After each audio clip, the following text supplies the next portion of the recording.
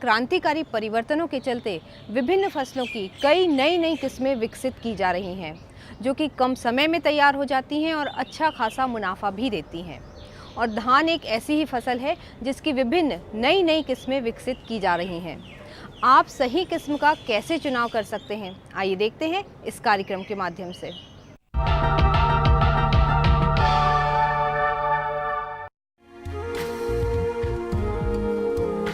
पूजा से पेट तक की सुधि लेता धान भारत ही नहीं, विश्व की एक प्रमुख और चहेती फसल है।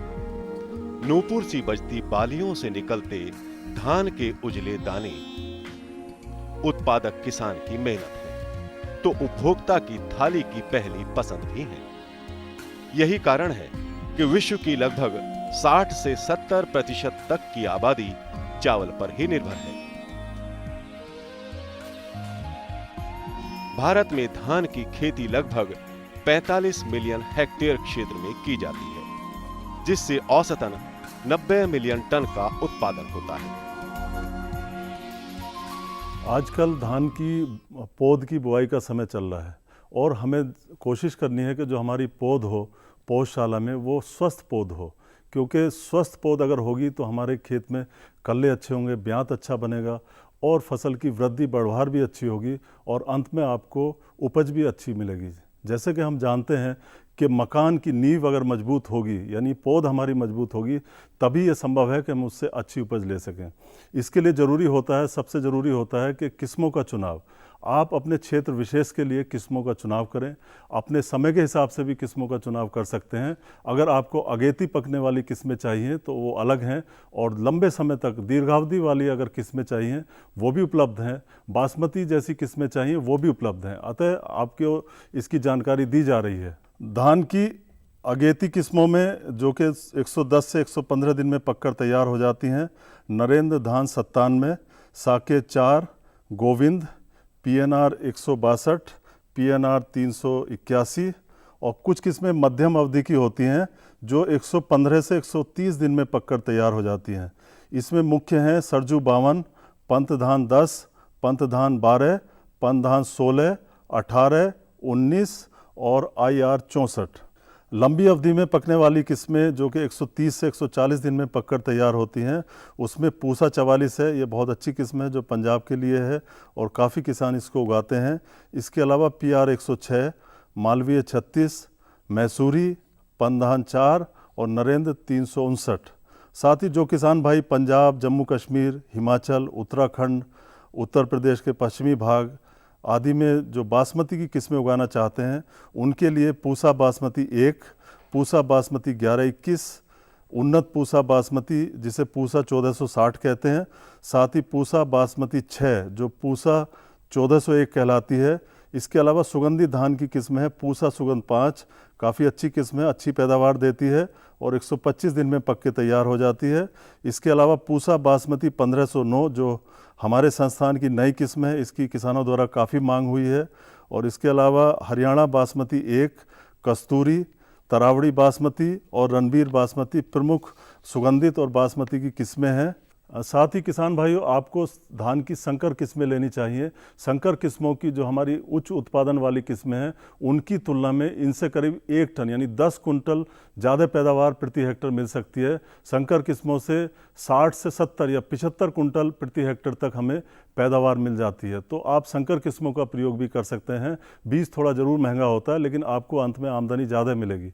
और संकर किस्मों में मुख्य रूप से शामिल हैं PRH 10 जो सुगंधित किस्म है, ये संकर है, हमारे संस्थान से निकली हुई है PRH 10। इसके अलावा PHB 71, KRS 2 Karnataka rice hybrid, ये बहुत अच्छा हाइब्रिड है। इसके अलावा एरिज 6444 और PA 6201, नरेंद्र शंकर धान 2, RH 204, पंत शंकर धान 3, DRRH 2, RH 5331 बहुत नया हाइब्रिड है, संकर है। इसके अलावा JK RH 3333 और सहयाद्री 5 शामिल है। कहते हैं जैसा बीजो धान वैसा पाओ मान, यानी सही किस्म, सही समय और सही भूमि मिल जाए तो धान नर्सरी को बेहतर आधार मिल जाए।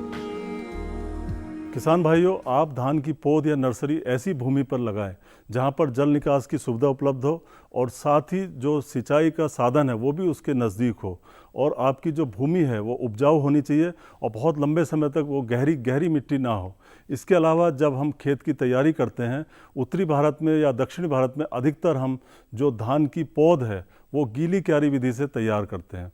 गीली क्यारी विधि से तैयार करने के लिए खेत में करीब 4 से 5 सेंटीमीटर आप पानी भर दीजिए।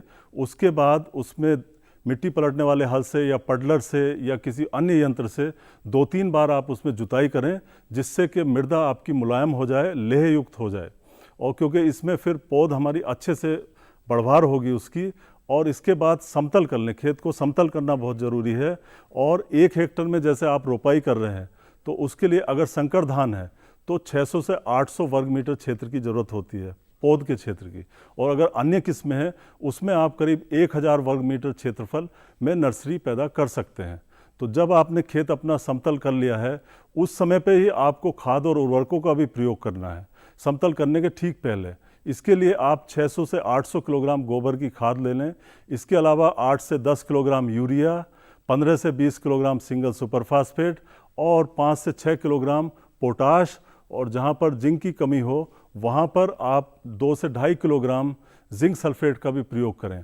जब आप अंतिम जुताई कर रहे होते हैं उस समय इसको अच्छे तरह से मिट्टी में मिला देना चाहिए। इसके बाद खेत जैसे आपका समतल भी हो गया, फिर आपको इसको छोटी छोटी क्यारियों में बांटना होता है।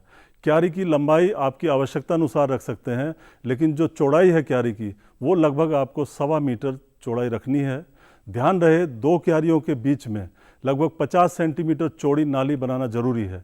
इस नाली का आप सिंचाई के लिए प्रयोग कर सकते हैं, साथ साथ अगर जल इकट्ठा हो जाता है तो जल निकास के लिए भी इस नाली का आप प्रयोग कर सकते हैं। सही किस्म का बीज अच्छी नर्सरी वाली पौध की गारंटी तभी देगा जब उसमें कोई रोग ना समाया हो। तसल्ली के लिए जरूरी है बीजोपचार। जैसा कि आप जानते हैं कि 1 हेक्टेयर में रोपाई के लिए आपको 1/10 हिस्सा यानी 1000 वर्ग मीटर में नर्सरी तैयार करनी है। इसके लिए बीज की मात्रा जो हमारी संकर धान है उसकी थोड़ी कम होती है। 18 से 20 किलोग्राम बीज 1000 वर्ग मीटर में बोया जाता है। और अगर महीन किस्म है, कोई बासमती की किस्म है, तो उसके लिए 20 से 25 किलोग्राम बीज, और अगर मोटा धान है आपका तो 25 से 30 किलोग्राम बीज की ज़रूरत होगी। किसान भाइयों, ज़रूरी है कि आप इस बीज का उपचार करें, क्योंकि बीज उपचार करने से आप धान में लगने वाली कई बीमारियों से बच सकते हैं। इसके लिए सबसे पहले हम स्वस्थ बीज छांटते हैं, उसकी छटनी करते हैं। तो हम ये छटनी 10% नमक का घोल बनाते हैं। इसके लिए आप 2 किलोग्राम सामान्य नमक, जो सादा नमक बाज़ार में मिलता है, वो ले लें और इसको 20 लीटर पानी में घोल दें। इसके बाद ये घोल आपका तैयार हो गया। इसमें आप धान का करीब 20 किलोग्राम बीज डाल दें। इसमें डाल के उस बीज को आप देखेंगे कि जो स्वस्थ बीज है वो नीचे बैठ जाएगा और जो हल्का और थोथा बीज होगा वो ऊपर आ जाएगा। तो उस बीज को आप, जो खराब बीज है ऊपर आ गया, उसको अलग हटा दें और स्वस्थ बीज की छटनी कर लें। इस प्रकार आप जो भी आपका बीज है उसको आप इस नमक के घोल से उपचारित करें, और इसके बाद 3-4 बार उसकी धुलाई करना ज़रूरी होता है, क्योंकि अगर नमक आपके उसमें अवशेष रह गए तो ठीक नहीं है।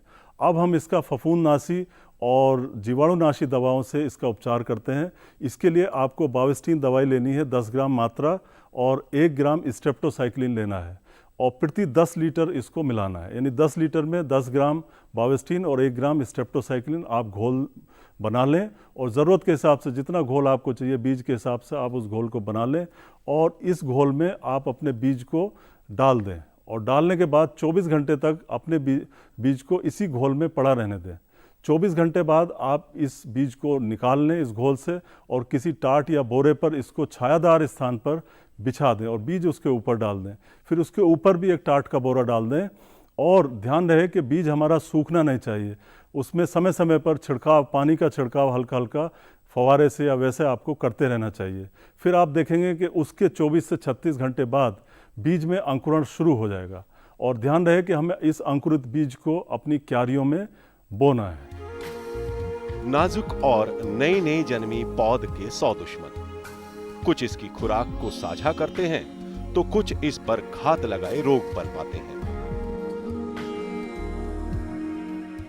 धान की पौध को खरपतवारों द्वारा भी हानि होती है।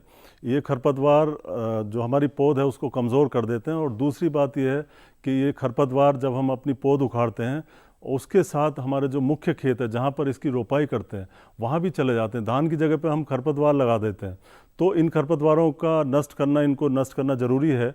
इसके लिए आप खुरपी द्वारा या हाथ द्वारा इन खरपतवारों को निकाल सकते हैं। यदि आप रसायनों का प्रयोग करना चाहते हैं तो ब्यूटाक्लोर नाम की दवाई आती है, ब्यूटाक्लोर 50 EC 50%, इसकी आप 120 मिलीलीटर मात्रा लें और 60 लीटर पानी में घोल बना लें, और बुआई के 4 से 5 दिन बाद इसका छिड़काव करें। और 1000 वर्ग मीटर क्षेत्रफल में ये जो हमारा 60 लीटर घोल है ये पर्याप्त होगा।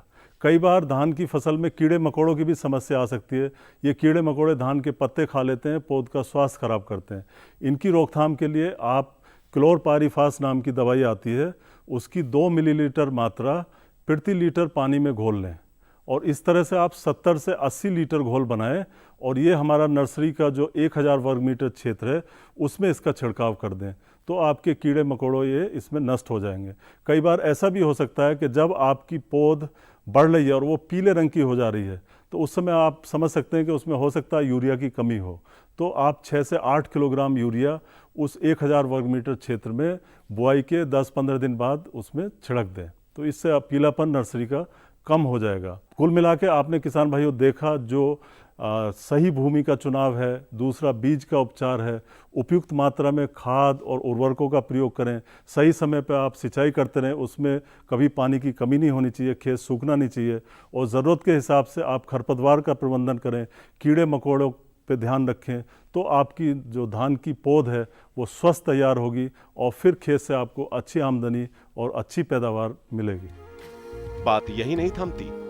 खेत में रोपी गई पौध आपकी सजगता, दूरदर्शिता और हां, मौसम के साथ की सौगात लिए पनपेगी। कल यही धान की लहलहाती फसल देगी, बालियां देगी, बालियों में दाने भरेंगे, तब आपकी मेहनत रंग लाएगी, और तब धान धन धान्य से आपको निहार